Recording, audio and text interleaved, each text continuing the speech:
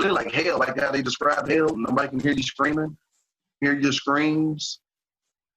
That's really how it is. I mean, you hear people screaming all night. That's all I used to think about. We're in hell. At the age of 28, a judge sentenced Herman Tate to life in prison without parole for a low-level, nonviolent drug offense. Buried alive. Just imagine it. Putting you in a casket and you're alive. But you can stand up and walk around in it. That's what it is. You can't get out. Tate's sentence fell under the federal three-strikes drug law passed by Congress in the 1980s. It states that if someone is charged with a federal drug crime and already has 2 prior drug offenses, then that's the third strike, and a federal prosecutor can require the judge to impose a mandatory life sentence. Tate's first strike came in 1992 for selling 0.5 gram of crack. His sentence, 6 months probation. He gained his second strike 2 years later. That time, he sold 7.7 grams of cocaine. Sentenced to 5 years in prison, Tate was only required to serve 8 months. Then, in 1998, he struck out, charged with conspiracy to sell cocaine.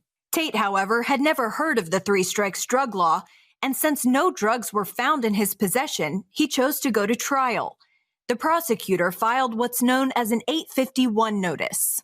That means that even if the judge wanted to take pity on you, even if the judge believed that you could be rehabilitated, even if the judge believed that the sentence was too harsh, that sheet of paper meant that you had to receive a mandatory life sentence without parole.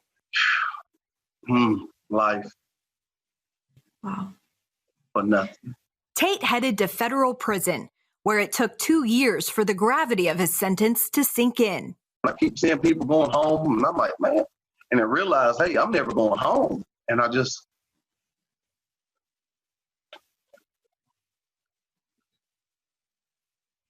hit me all of a sudden. And that's when I realized that I had a life sentence in the federal system. The three-strikes federal drug law covers all 50 states.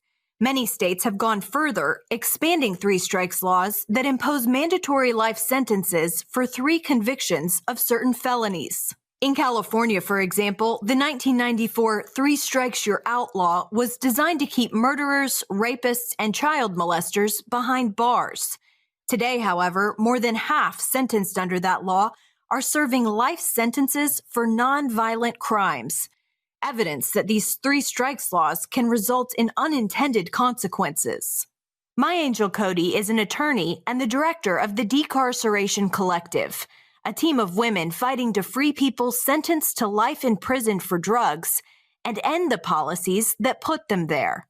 Many of her clients were teenagers or young adults when convicted with their third strike, the mandatory life sentence that followed basically erasing the possibility of maturation and growth, stamping them instead as irredeemable.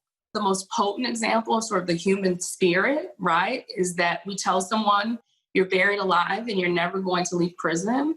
And for the person to still have the audacity and the wherewithal to get up every day and to try to make some meaning of your life, I think is, for me, it's deeply inspiring. It's why I do the work. It also is the most salient example of why we ought to go back and look at these different laws. When Congress passed the Fair Sentencing Act in 2010, it provided the potential for a lower sentence, but did nothing for those already in prison. Then, in 2018, President Trump signed the First Step Act, which finally allowed the opportunity to reconsider prior sentences. In reading the new law, Tate regained a sense of hope for the first time in nearly 22 years. And I'm like, oh, Lord, because it fit me. I fit the criteria. Cody and her team officially requested his life sentence be reduced. In January of 2020, Tate learned of his freedom. I'm just watching the TV, and my case manager come out and called my name, Tate. Took my earbuds out. I'm like, yeah, what's up? She's like, you need to come to my office right now. I'm like, oh. So I go over there, and she turns around with a big smile on her face. I'm like, what's wrong with you? She said, Tate, you going home. I just started crying. I said, don't play. She said, I'm for real. I said, don't lie to me. And that's when I found out. Still, an estimated 800 inmates could likely die in prison under the three strikes drug law. A disproportionate number of them are Black. There are all these places along the highway towards imprisonment where people get off, right? And then there are on-ramps. And what we've seen is that disproportionately, it's more difficult for African Americans to exit off of that highway, right? And that more of them are on that highway towards mass incarceration and imprisonment. Some of that relates to charging decisions that are made. Some of that relates to the rates of arrest. Some of it relates to community resources that are available. No legislation reforming the federal three strikes drug law includes those sentenced to life for marijuana convictions. But Cody believes change is coming. I absolutely believe that transformative justice will occur.